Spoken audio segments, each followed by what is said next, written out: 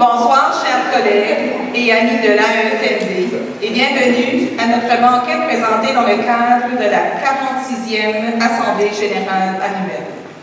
Je m'appelle Hélène Haché et j'ai le privilège d'animer cette soirée en compagnie de André-Marc Fournier, qui, tout comme moi, termine cette année son mandat au bureau de direction de l'AEFNB.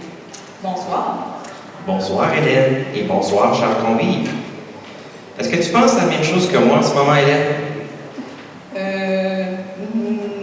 Je sais pas. De quoi tu parles? Deux vieux comme nous autres, à l'animation, c'est dans cette cérémonie. Est-ce que c'est un signe qu'ils sont prêts à se débarrasser de nous autres et nous faire travailler fort? Moi, je pense que personne ne voulait s'occuper de ça. Puis ils nous ont demandé de dire, voire imposé de le faire sous prétexte que c'était notre dernière année. Oui, si on ne fait pas bien ça, ben c'est ça, ils nous ont jetés dehors. T'as raison. J'avais pas pensé à ça. Mais d'un autre côté, tout le monde sait que quand on a le micro, il n'y a pas grand monde qui peut nous arrêter. C'est vrai. On a comme le monopole de qu'est-ce qu'on peut dire. C'est vrai. Ouais. C'est vrai. Même si c'est tout préparé, là, on peut tout. Hein? C'est vrai, on n'est pas obligé de suivre ce que nous a dit. C'est vrai. Moi, je suis pas certaine qu'on pense à tout ça. Là. Non. En effet, mais avant de commencer, je vous invite à vous lever afin d'accueillir comme il se doit notre invité d'honneur, l'honorable Jocelyne Roy-Miano, lieutenant-gouverneur du Nouveau-Brunswick.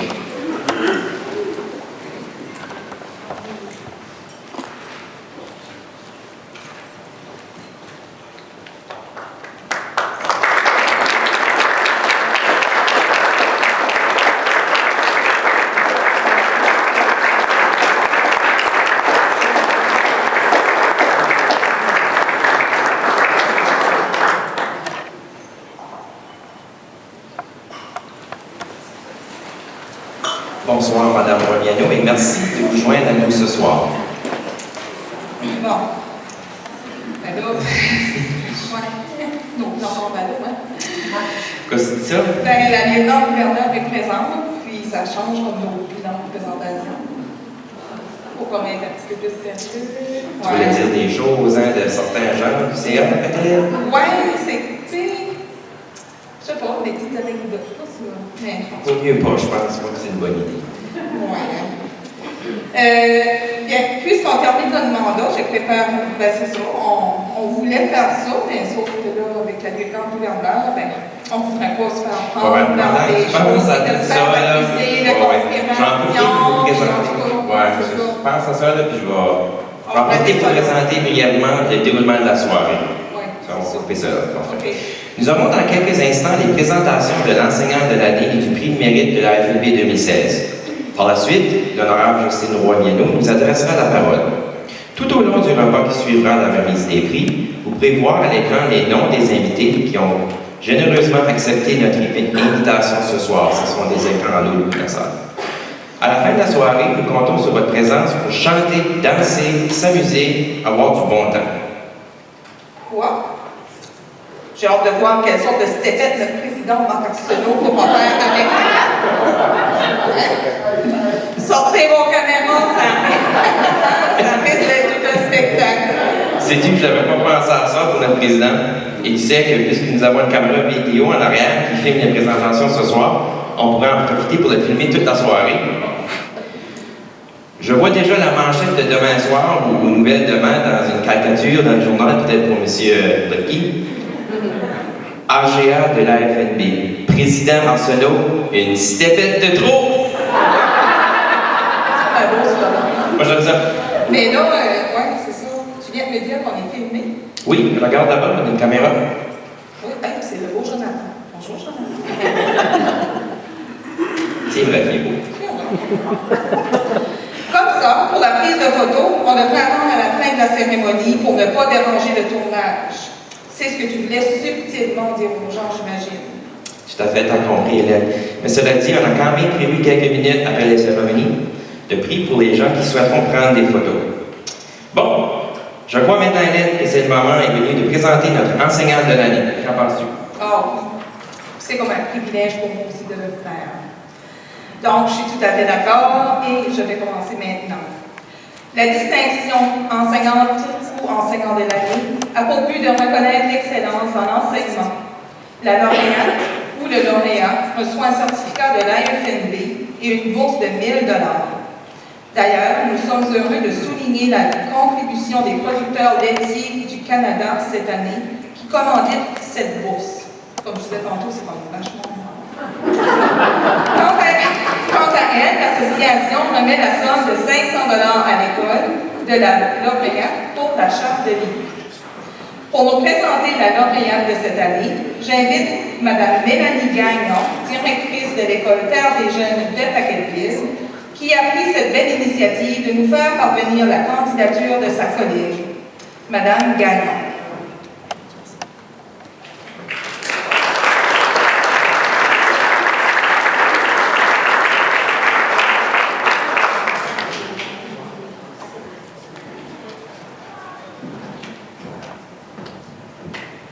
Une petite différence de grandeur entre moi et Mme Hélène.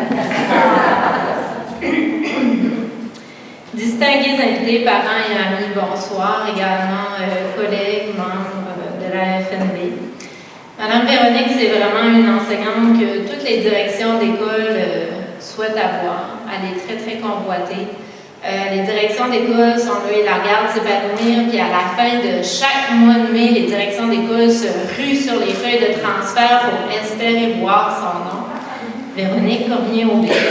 On la qualifie de perle, de phénomène rare, puis même d'enseignante exceptionnelle, puis je suis tout à fait d'accord avec ces gens-là. Elle fait partie de ces personnes qui sont capables de faire une différence significative dans la vie des gens, mais aussi qui sait marquer le cœur des enfants. Véronique a créé un oasis pédagogique à l'École Terre des Jeunes. Dans sa classe, c'est vraiment les élèves qui sont au cœur de son enseignement. Elle a vraiment tout repensé, que ce soit les pratiques pédagogiques à la structure de la salle de classe, que ce soit les pratiques évaluatives, que ce soit les systèmes de renforcement pour les élèves qui ont un petit peu plus de difficultés. Tout ça, c'est toujours dans le but de maximiser la différenciation, puis lorsqu'on entre en salle de classe, on sait automatiquement que la différenciation pédagogique, c'est sa pierre angulaire. Les mots qui la représentent le mieux, c'est vraiment la créativité, l'innovation et le professionnalisme. Elle est connaissante, audacieuse, autonome et très débrouillarde. Ses idées partent tous des besoins des enfants, puis étant donné qu'elle connaît très bien les programmes d'études puis la matière, ensuite c'est un jeu d'enfants de se promener des rags aux rases, des TIC à la construction identitaire, des SAI et j'en passe. C'est une enseignante qui est très engagée, c'est la raison pour laquelle cette année j'ai choisi de lui donner un poste de mentor en pédagogie à notre école. En plus de porter le chapeau d'enseignante de 2e année où est-ce qu'elle fait du co-enseignement. Puis en plus de ça, elle porte le chapeau de la direction adjointe. C'est une personne qui a vraiment un soutien pédagogique. C'est une rassembleuse qui rallie les gens au projet qu'elle entreprend, puis elle sait vraiment relever de grands défis. En tant que mentor en pédagogie, Mme Véronique peut promouvoir la coopération et l'épanouissement professionnel auprès de ses collègues. Puis, je pense que ça fait partie de ses forces parce qu'elle s'occupe également beaucoup de la vie sociale. Que ce soit le comité social de l'école ou le conseil des leaders, ça fait partie de ses forces. L'innovation de Mme Véronique se fut lancée dans le co-enseignement, donc elle a vraiment éclaté la structure de la salle de classe, elle a inventé toutes sortes d'activités pour les enfants, elle a créé une salle multisensorielle à l'école, elle a mis sur pied un projet de iPad pour les élèves de la maternelle à la 8e année. Elle a exploité toutes sortes de différents chemins qui n'avaient pas encore été empruntés, puis c'est un peu grâce à elle, je dirais même beaucoup, que si notre école est tellement bien reconnue puis que les enfants sont bien. En terminant, c'est sûr que je ne peux pas passer sous le silence que Véronique soit très particulière. C'est à elle que tout arrive. Les anecdotes, les malchances, c'est elle qui se met les pieds dans la bouche ou les pieds dans les plats. C'est elle qui a les histoires à succès ou les histoires qui font rire. C'est une personne qui est très authentique, c'est une personne qui est drôle, qui sait donner son opinion de façon très respectueuse et qui a de l'énergie à revendre. C'est une enseignante qui a vraiment le cœur sur la main. Elle a un très, très grand respect pour les enfants et envers ses collègues. C'est une femme dynamique qui souffle dans le même sens des décisions qui sont prises. C'est quelqu'un qui va au-delà des attentes et des limites. Donc, en la célébrant ce soir, moi, c'est le constat qu'il y a des personnes qui se sont arrêtées sur sa candidature pour voir réellement qui elle était. Donc, merci de l'avoir reconnue, puis longue vie à la personne que tu es.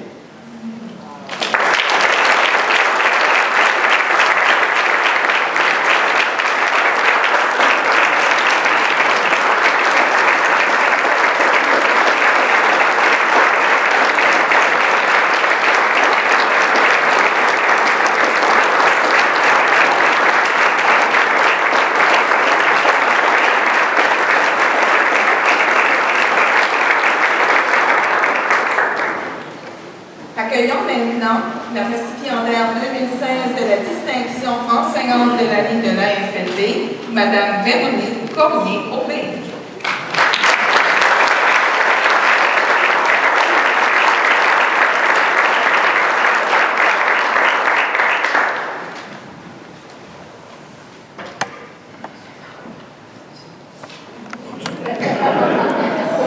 Vous voyez, il m'arrive vraiment toutes sortes de choses.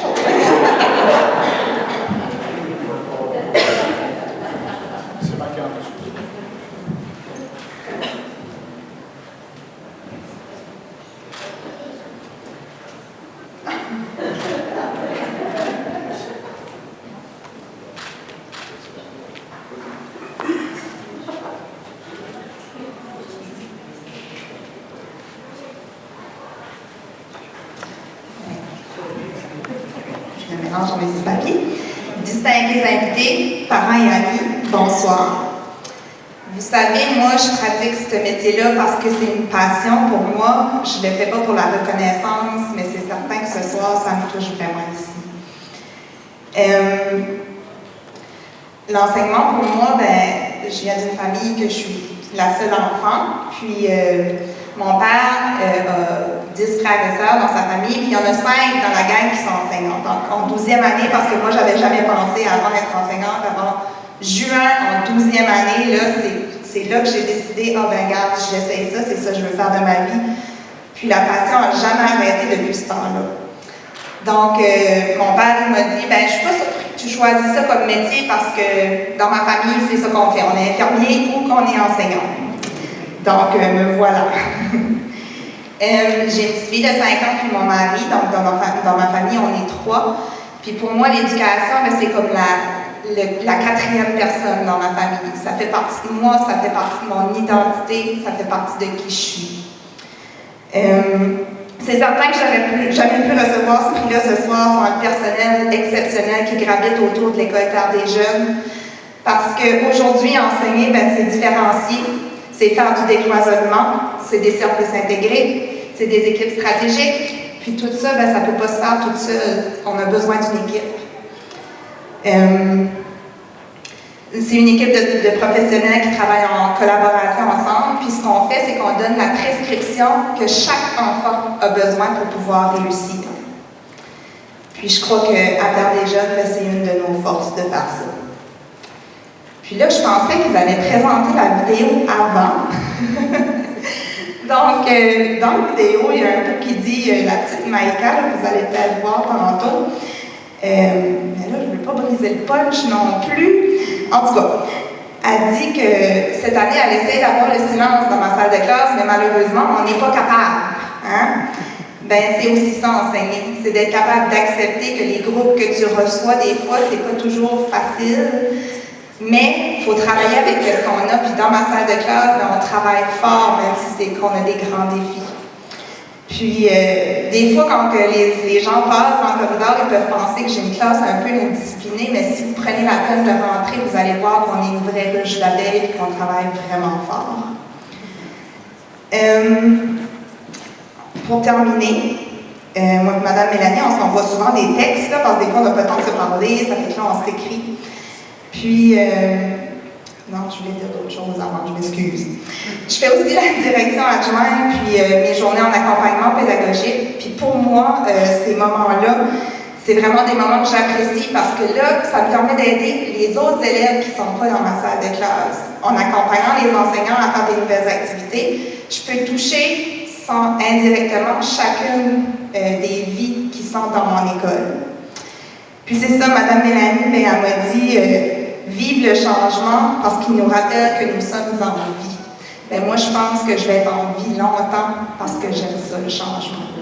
Merci, bonne soirée.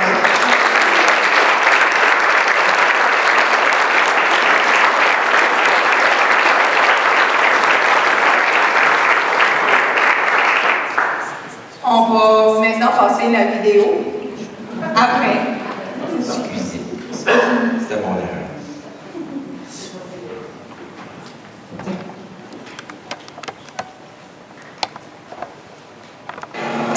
Bonjour, mon nom est Véronique Cournier-Aubé, je suis enseignante à l'École Terre des Jeunes de Baguettville. Puis comme je suis une personne qui aime relever des défis, cette année, j'ai 3 différents chapeaux à mon école. Donc le premier, c'est celui d'enseignante. Je suis enseignante de 2e année depuis quelques années. Puis depuis 3 ans, j'ai la chance de vivre le cours d'enseignement avec une autre enseignante. On a jumelé nos 2 classes ensemble. Puis c'est vraiment une belle aventure parce que ça nous permet de différencier notre enseignement au maximum puis d'éclater la structure de la salle de classe pour pouvoir offrir les services que chaque enfant a besoin de recevoir. Mon deuxième chapeau est celui de la direction adjointe. Donc cette année, je suis directrice adjointe par intérim. Puis mon rôle ici, c'est d'appuyer la direction dans ses fonctions. Et mon troisième chapeau, cette année, au sein de l'école, on a sorti un poste inventé où est-ce que je fais de l'accompagnement pédagogique avec les enseignants. Ce que je dois faire, ma tâche, c'est comme 2 volets. Je peux aider les enseignants à développer des nouvelles pratiques dans leur salle de classe, aller les aider dans le développement de leur enseignement. Puis le deuxième volet de cette fonction-là, c'est de développer des nouveaux projets au sein de l'école. Cette année, j'ai travaillé en partenariat avec d'autres enseignants pour développer des animaux sensoriels. On a un beau projet d'iPad qui s'en vient à notre école. Puis on a aussi des cours options qu'on va pouvoir offrir à nos élèves de 7e et 8e année l'an prochain. Donc voilà mon travail. Merci Madame Véronique de nous avoir enseigné parce que tu étais très gentille et souriante. Madame Véronique est gentille. Madame Véronique est aussi très amicale et souriante. C'est vraiment pas une madame qui nous fiole tout le temps. Elle prend soin de nous. Moi, je trouvais qu'elle était une bonne enseignante parce qu'elle est gentille avec nous. Madame Véronique, parce qu'elle nous apprend des choses, puis elle nous apprend des mots, puis elle nous apprend des histoires. Moi, j'aime Madame Véronique parce qu'elle nous aime, puis elle essaie d'avoir le silence, mais malheureusement, elle ne peut pas. Puis elle apprend plein de choses, elle nous fait bien, puis elle nous apprend aussi de campagne. Moi, j'aime Madame Véronique parce qu'elle fait des activités avec nous. Moi,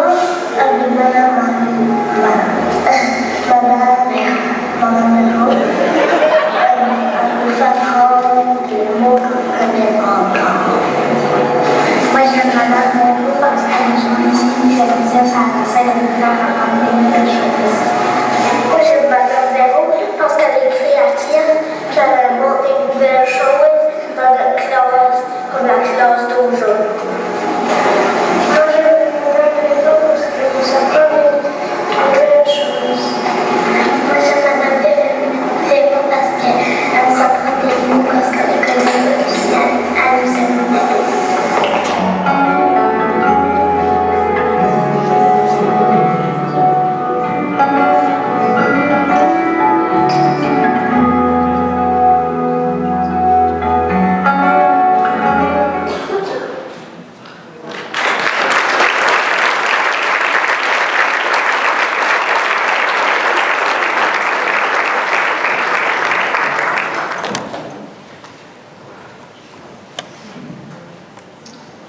Merci beaucoup, Mélanie, et toutes nos félicitations encore une fois. Merci d'avoir choisi la profession enseignante.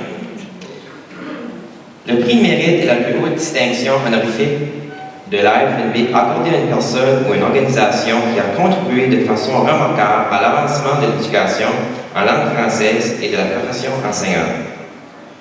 En plus des honneurs attachés à ce prix, la lauréate ou le lauréat reçoit une plaque commémorative et une bourse de 1 000 $. Je l'ai eu, Sylvain. Pour nous présenter le récipiendaire du prix de mérite de la FNB 2016, j'invite notre président, M. Marc Arsenault. À bien vouloir.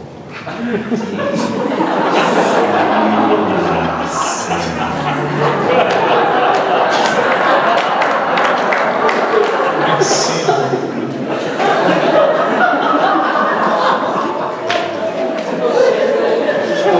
Possible.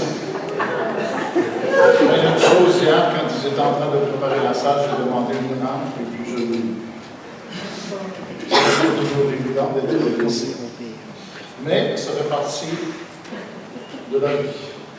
J'ai travaillé fort pour le budget en éducation, je suis encore debout. Merci André-Marc, Madame la lieutenant-gouverneure du Nouveau-Brunswick, distingués invités, chers enseignantes et chers enseignants, mesdames et messieurs, bonsoir. C'est avec beaucoup d'émotion et une très grande fierté que j'ai l'honneur de vous présenter ce soir le lauréat du prix de mérite 2016 de l'AFNB. Un prédécesseur, un collègue, un ami, M. Roger Doiron. Titulaire d'une maîtrise en éducation avec mention en administration scolaire, Roger Doiron a connu une carrière hors du commun au sein du système d'éducation, notamment à titre d'enseignant et de directeur des écoles Soleil-Levant et de Richelieu.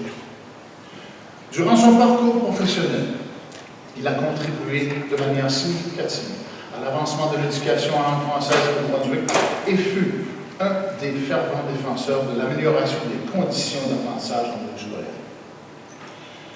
Actuel directeur général de la CFNB, président de l'Association des municipalités francophones du Nouveau-Brunswick, maire de Richelieu.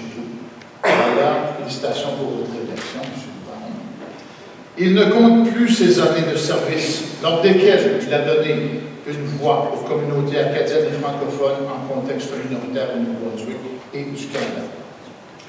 Que ce soit dans le secteur de l'éducation, de la santé et même des municipalités.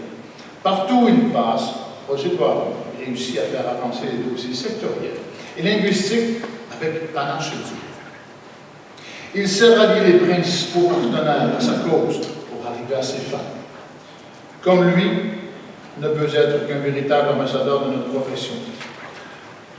Par son ardeur et son désir de réussite, il est un symbole vivant de la contribution des enseignantes et des enseignants francophones à la vie publique communautaire de la province. D'ailleurs, notons également que son engagement au sein de la FNB fut plus que notoire. Président de notre organisation de 1977 à 1979. Il représente toujours, à ce jour, un modèle de perspicacité, d'authenticité, d'audace et de conviction qui a contribué grandement au rayonnement de notre organisation jusqu'à aujourd'hui. La FNB est très fière de remettre ce soir son prix de mérite à un grand homme qui a su faire une différence remarquable pour l'épanouissement des communautés acadiennes et francophones d'ici et d'ailleurs.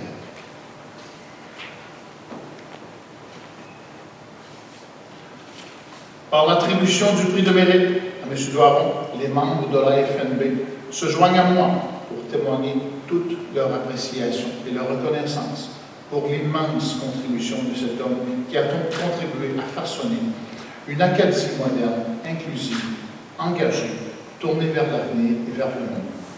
Mesdames et messieurs, accueillons chaleureusement le récipiendaire du prix de mérite 2016 de la FNB, M. Roger Doiron.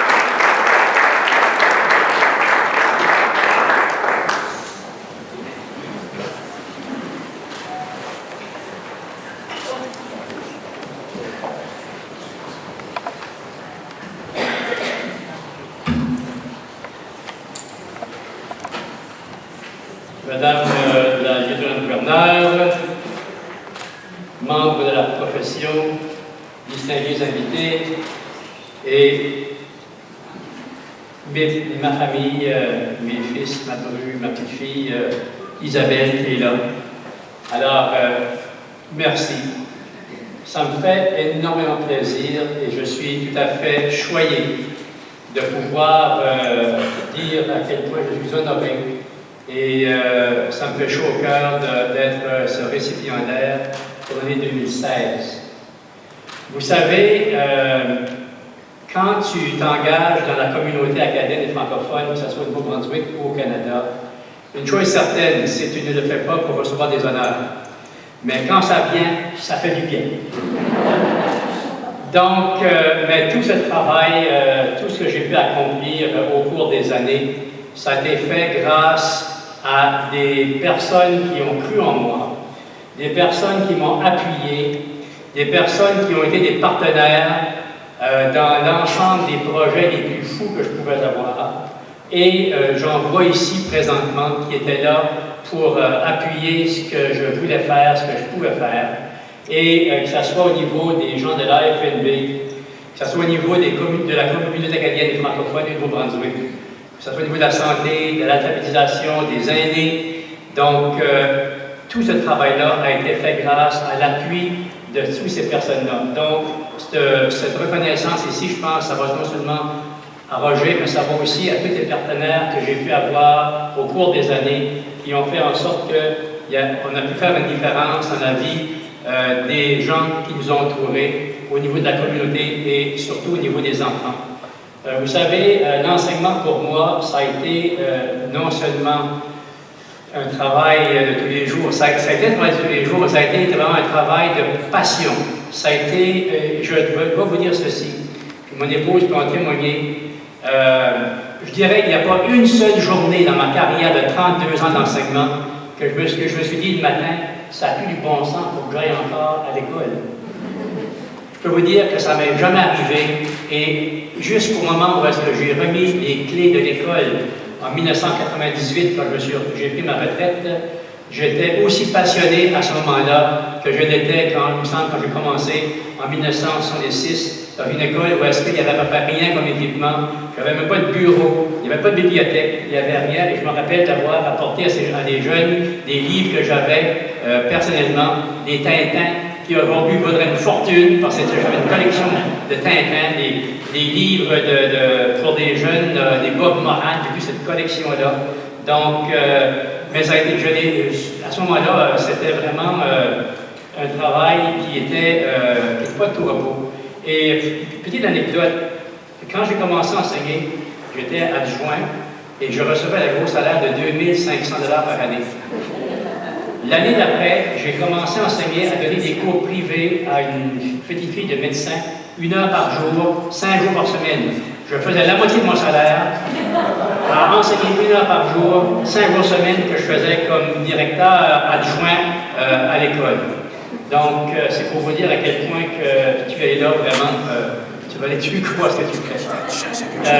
Une autre chose que j'aimerais te dire, c'est que j'aimerais rendre hommage aujourd'hui à ma famille, à mes enfants, à mon épouse particulièrement, parce qu'en fait compte, Jacques Guy, mon chauffeur, à un moment donné, Madame Adélon Corner a écouté l'anecdote quand on était à Boc-à-Raquette pour une réunion, puis le lieutenant, c'était Herménégil qui était là à ce temps-là, puis Lorraine était assise à la même table que son chauffeur. Elle a dit, celui que moi plutôt on fait la même chose.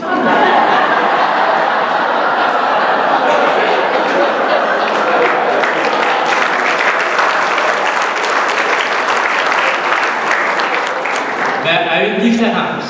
Elle dit, moi je fais ça bénévolement.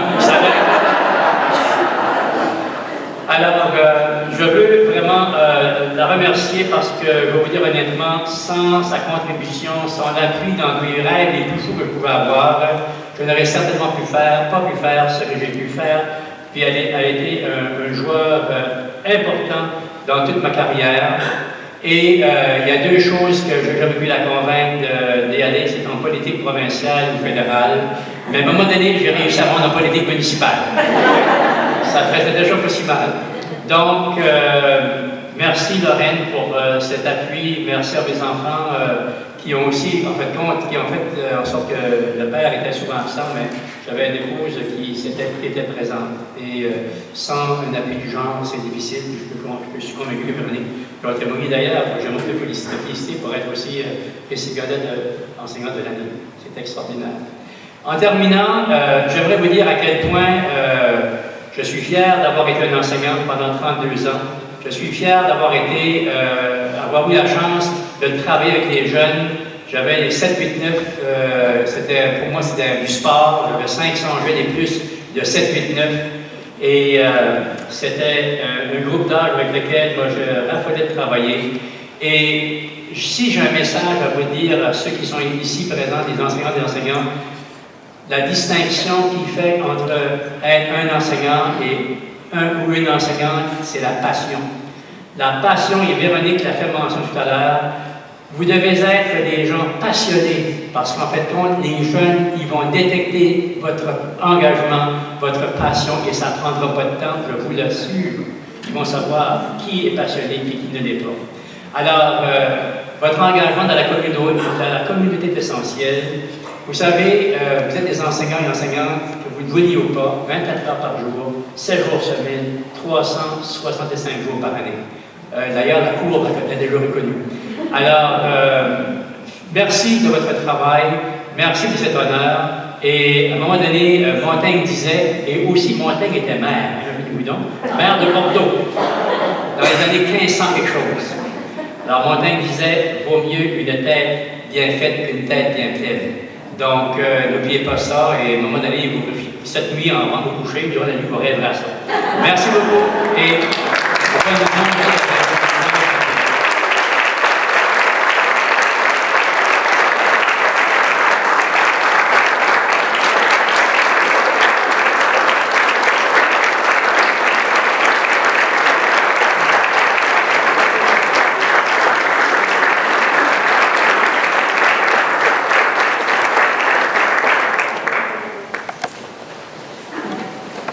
Félicitations, M. Boiron.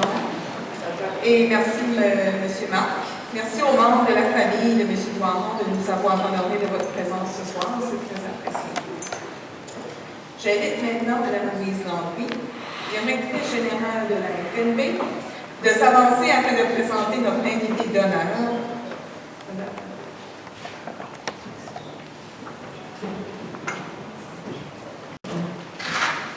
Bonsoir.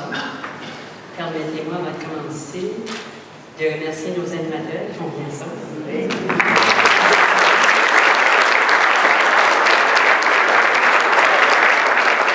Ça nous arrive à l'occasion, quand les gens terminent, qu'on leur donne des torches. Ça fait... c'est vrai. Si vous pensez voir 2 Roger Doiron dans la salle ce soir, ça n'a rien à voir avec notre consommation. C'est parce que mon papa, c'est un Doiron, mais ce n'est pas Roger, c'est M. Ovila. Et souvent, les gens sont confus un peu. Mon papa était, je pense, à Chediac l'autre jour, il se fait féliciter pour son élection comme maire à Richelieu. Et tous les deux ont également été présidents de la FNB. Et à un moment donné, quand ils entraient dans la salle, ils changeaient de femme pour voir si les gens les reconnaissaient qui étaient qui. Et personne ne réussissait à... Je ne savais même pas la différence. Je ne posais pas la question avec qui s'en allait le soir. Mais parfois, quand je m'ennuie, Roger, à tellement de tard, on se côtoie tellement souvent que là, l'ennui passe. Mais je vous aime tous les deux, beaucoup. Alors là, on va passer aux choses beaucoup plus sérieuses. Distingués invités, chers collègues enseignantes et enseignants, chers amis, chers partenaires également, bonsoir. Nous avons le grand privilège ce soir d'accueillir une invitée qui, comme l'a indiqué notre président dans son rapport moral ce matin, n'a jamais hésité à mettre à l'avant-plan et à promouvoir les avantages du bilinguisme au Nouveau-Brunswick. L'honorable Jocelyne Roy-Viennot devient la 31e lieutenant-gouverneur du Nouveau-Brunswick. Après une longue et fructueuse carrière axée sur le développement économique, la promotion et l'avancement de l'éducation et l'engagement communautaire. Peut-être qu'un jour, elle recevra une ville, on ne sait jamais. Elle est titulaire d'une maîtrise en administration publique et d'un baccalauréat en sciences appliquées avec spécialisation en génie industriel de l'Université de Moncton. Elle est aussi titulaire d'un certificat d'enseignement de la province du Nouveau-Brunswick. Tout au long de sa carrière, Mme Roy-Vienneau a cherché à promouvoir et à favoriser la recherche et l'innovation. En plus d'occuper le poste de sous-ministre adjointe à l'éducation postsecondaire au ministère de l'Éducation du Nouveau-Brunswick, Mme Roy-Vienneau fut la première femme laïque à être vice-rectrice d'un campus de l'Université de Moncton, la première femme à diriger un collège communautaire francophone au Nouveau-Brunswick et une des premières femmes à être diplômée de la faculté de génie de l'Université de Moncton.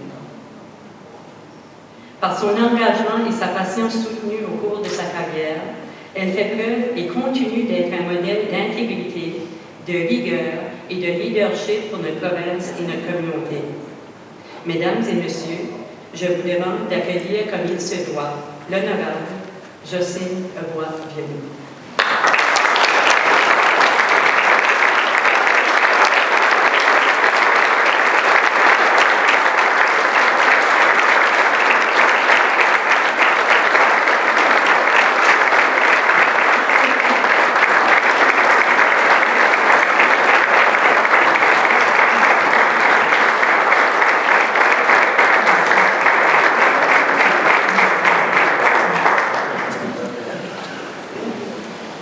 Monsieur Arsenault, président de la famille, Madame Louise André, directrice générale, distingués invités, enseignants, enseignantes, chers lauréates et lauréats. Bonsoir.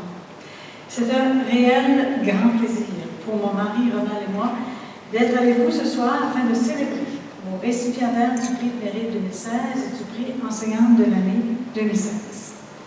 Monsieur Roger Boiron est une personnalité acadienne qui n'a plus besoin de présentation, tant son engagement social est connu et apprécié. Merci.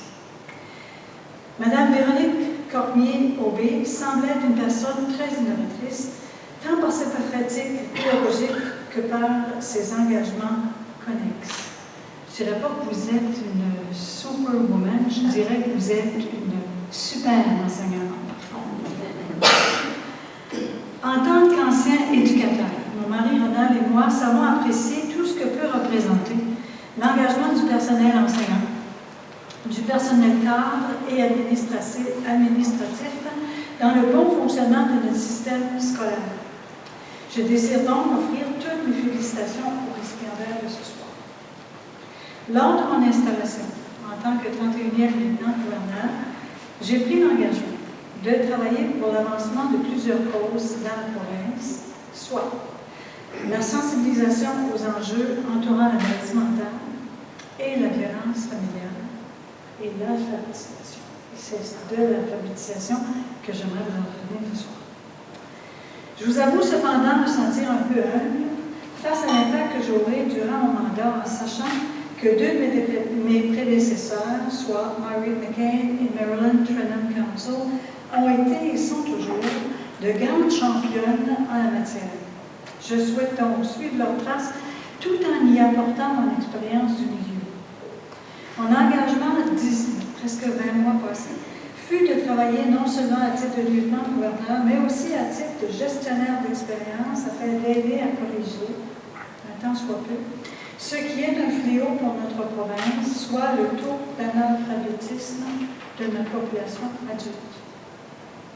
Depuis des décennies, nous travaillons tous très fort pour faire en sorte que nos jeunes développent le goût de lire, tandis que nous luttons en même temps contre une réalité d'adultes qui ne savent pas lire à un niveau de fonctionnalité acceptable. La réalité, c'est qu'ici, au Nouveau-Brunswick, plus de 50% des adultes, certains diront même entre 60 et 68%, ont un niveau d'alphabétisme inadéquat. Dans le meilleur des scénarios, ce que cela veut dire, qu'ils ne sont pas en mesure de lire des instructions écrites simples.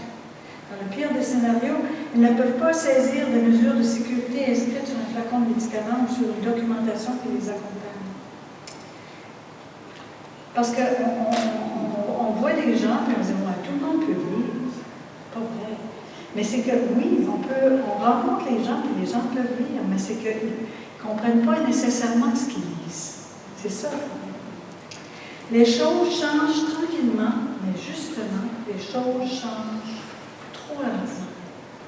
La définition de l'alphabétisme en 2015-2016, encore aujourd'hui, est la capacité de comprendre et d'utiliser des imprimés dans des activités quotidiennes, que ce soit à la maison, au travail, dans la collectivité, pour atteindre ses objectifs, parfaire ses connaissances ou accroître son potentiel. De plus en plus, cependant, nous utilisons également le langage des médias sociaux, des interactions instantanées en ligne, etc. Les changements dans le monde des communications au cours du dernier siècle, mais spécialement au cours des 2 dernières décennies, ont créé un monde qui a étendu et transformé notre environnement immédiat. C'est encore un plus grand défi pour ceux qui ont des problèmes d'alphabétisme. Notre futur sera modelé par cette nouvelle technologie. Regardez les enfants de plus en plus jeunes manipuler les téléphones intelligents pour trouver d'abord leur jeu, oui, mais ensuite y jouer d'une façon tout à fait naturelle, comme s'ils avaient appris cela à la naissance. Ils sont plus connectés, plus jeunes qu'on ne l'a jamais été ou rêvé de l'être. Il est tout à fait normal que les jeunes s'approprient cette technologie. C'est également important, voire crucial, de voir les écoles et les enseignants intégrer les ordinateurs, les écrans interactifs, les tablettes électroniques, etc., j'en passe, dans le curriculum. Et vous le faites.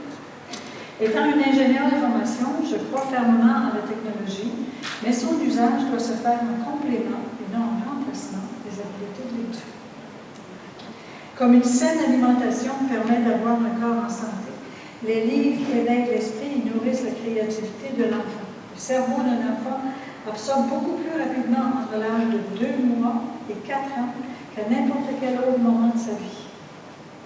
Donc l'alphabétisation constituera une question importante pour moi, tout comme pour ceux et celles qui m'ont précédé, une question à laquelle j'ai l'intention de consacrer beaucoup de temps. L'année dernière, j'ai eu le privilège de visiter l'école La Source. Je donne ça comme exemple, de Tracadie. La direction de cette école a mis en place une philosophie que je trouve très intéressante, d'intégration de la littératie dans toutes les activités d'école.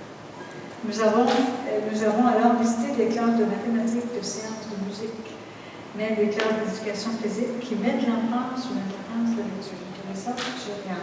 Et ça, je suis sûre que vous connaissez les classes des collègues des écoles qui font la même chose. Et pour moi, ça a été une belle découverte. Pour moi, ça a été une belle découverte. Donc, voici l'exemple d'une école qui, à mes yeux, a su intégrer l'importance de la littératie dans son curriculum, tout comme on peut intégrer la technologie dans le curriculum. L'un n'exclut pas l'autre. Il y a tellement de gens, d'organisations, de bénévoles, qui travaillent fort pour améliorer la situation d'alphabétisation dans notre province. Mais force est de reconnaître que depuis plus de 20 ans, la situation n'a peut-être pas changé. Et je parle en connaissance de cause, je peux vous dire, parce que quand je travaillais au niveau du collège communautaire, on avait à ce moment-là aussi, nous autres, l'alphabétisation des adultes comme sous notre responsabilité. Et je sais, on avait les mêmes chiffres. Et ça fait presque 20 ans passés, 20-30 ans passés. Et je me dis, on avait ce problème-là 20 ans passés, et je sais, je travaillais, j'étais de ceux et celles qui travaillaient pour améliorer l'alphabétisation des adultes. On pensait qu'on faisait des bonnes choses, on pensait qu'on allait résoudre. Mais 20 ans plus tard, on a encore quelque chose qui fonctionne. Des initiatives très louables contribuent également au changement, comme par exemple Lire et faire lire en Acadie. Lire et faire lire Acadie, le prix Maryland Training Council pour l'alphabétisation de la petite enfance. L'équipe des Wildcats de Moncton, qui va dans les écoles et encourage les jeunes à se fixer des objectifs en lecture, c'est génial. Les bibliothèques publiques avec leur club de lecture durant l'été. Journée de l'alphabétisation familiale, marathon marchand pour l'alphabétisation, le programme clé aussi où est-ce qu'on jumelle un adulte avec un élève de 2e année. Ce sont tous d'excellentes initiatives. Mais nous devons reconnaître que le stigma existe toujours. Nous avons encore un taux d'analphabétisme élevé dans la province, c'est-à-dire des adultes qui ne peuvent pas lire et écrire à un niveau fonctionnel, etc. Et ça vous touche dans les écoles parce que Vous travaillez avec les jeunes, mais vous ne pouvez pas travailler avec les adultes. Ces jeunes-là, des fois, ils ont des parents, des grands-parents qui ont des problèmes avec eux. Ça fait que vous travaillez encore plus dur pour avancer. L'alphabétisation demeure un enjeu fondamental dans notre province. Il est lié à notre santé, à notre estime de soi et lié de façon intrinsèque à notre économie. Mais l'alphabétisation doit être un objectif de toute la société et non seulement du système d'éducation. Ça doit être l'ensemble de la société qui va dans le même sens. Pour des décennies, nous avons identifié le problème. Comme je vous disais tantôt. Pour des décennies, vous, moi et d'autres, avons travaillé fort pour enrayer le problème. Mais il est toujours. Tout le monde a les meilleures intentions qui soient, mais les résultats ne sont pas là, même après tous nos efforts. Je le répète, plus de la moitié de la population du Nouveau-Brunswick ne rencontre pas les niveaux de base de l'alphabétisation pour fonctionner adéquatement dans notre société d'aujourd'hui. Il est temps pour un changement de paradigme, un changement d'approche et d'attitude. Peut-être est-il temps de focuser davantage sur les causes.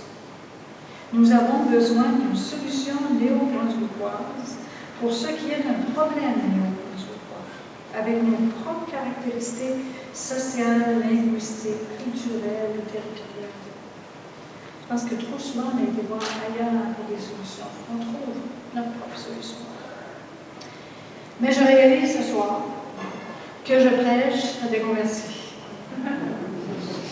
Mais je tenais à vous réaffirmer mon intention de travailler pour cette cause à vos côtés, parce que je pense qu'on a besoin, comme je disais, c'est un enjeu de société. Je pense que toute la société doit faire sa part, mais je pense qu'il faut qu'on le fasse avec nos éducateurs, avec les gens de nos écoles, parce que dans l'ensemble, on va y aller plus loin. Je vais donc utiliser mon mandat comme lieutenant-gouverneur afin de tenter de faire une différence, de contribuer au changement. C'est le moins que je puisse faire. Je vous invite donc, vous, éducateurs et éducatrices, à vous joindre à moi afin d'identifier les causes de cette situation, car je suis convaincue que si nous identifions clairement les causes, les solutions se présenteront clairement. Parce que quand on sait où le problème, c'est quoi la cause, c'est beaucoup plus facile de trouver une solution.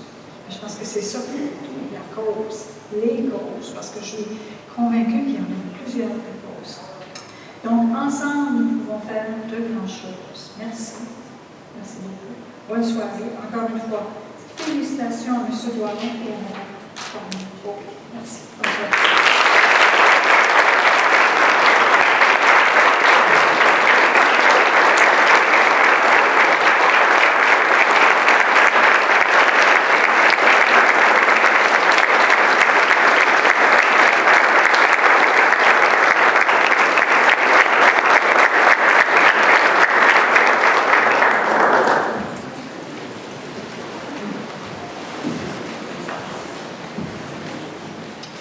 Merci, madame.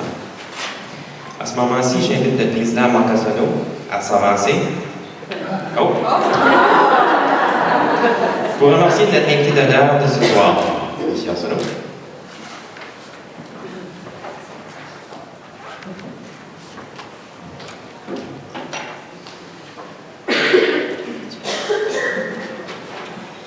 Merci, on remarque, encore une fois, je ne me suis pas trompé, je l'avais toujours marqué en anglais. C'est pour moi un grand plaisir de prendre quelques instants afin de remercier chaleureusement une grande dame de l'Acadie moderne qui a accepté aujourd'hui de prendre part à notre banque annuelle. Madame Roy-Viano, au nom des quelques 3000 membres de la FNB, je tiens à vous témoigner de notre grande affection et reconnaissance pour votre contribution exceptionnelle au domaine de l'éducation et de l'innovation.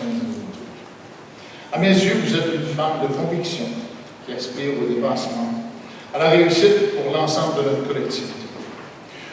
Vous avez su être debout à des moments très importants pour le développement de nos institutions acadiennes et francophones. Et sachez que nous sommes très reconnaissants. Votre engagement soutenu à promouvoir et à défendre les avantages et les richesses que représente le bilinguisme de nos provinces, vous nous honorons et nous donne confiance dans l'avenir. Surtout celui de nos enfants, à qui nous avons l'agréable et parfois la complexe tâche d'offrir la meilleure éducation possible. Afin de vous souligner notre gratitude pour votre temps et votre témoignage de ce soir, je vous invite à venir me joindre pour recevoir un cadeau. Considérez ce dernier comme une marque d'affection à votre égard pour ce témoignage fort apprécié de toutes et de tous. Merci, Madame Roy-Fleury.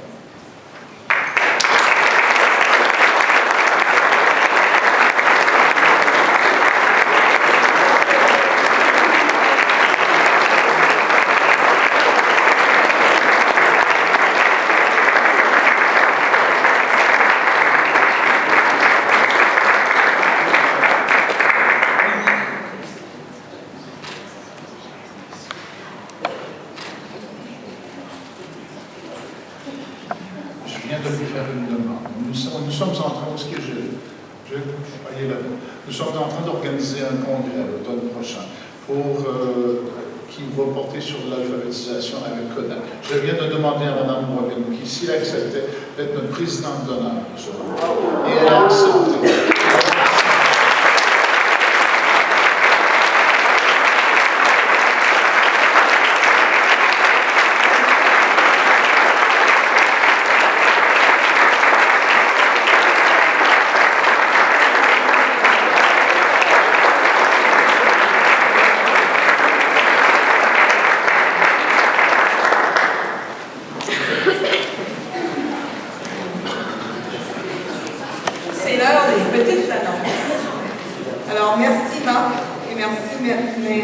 Madame la lieutenant-gouverneure. La soirée de reconnaissance tire déjà à sa fin. Mais avant de passer à table, je suis certaine qu'il y en a faim, quelques petites annonces en vrai. Un rappel que les assises reprendront demain à 8h45 pile. Un rappel également que nous pourrions décider d'organiser une session photo pour notre page Facebook demain matin. Donc, les amis, ce soir, la réservation a bien meilleur goût.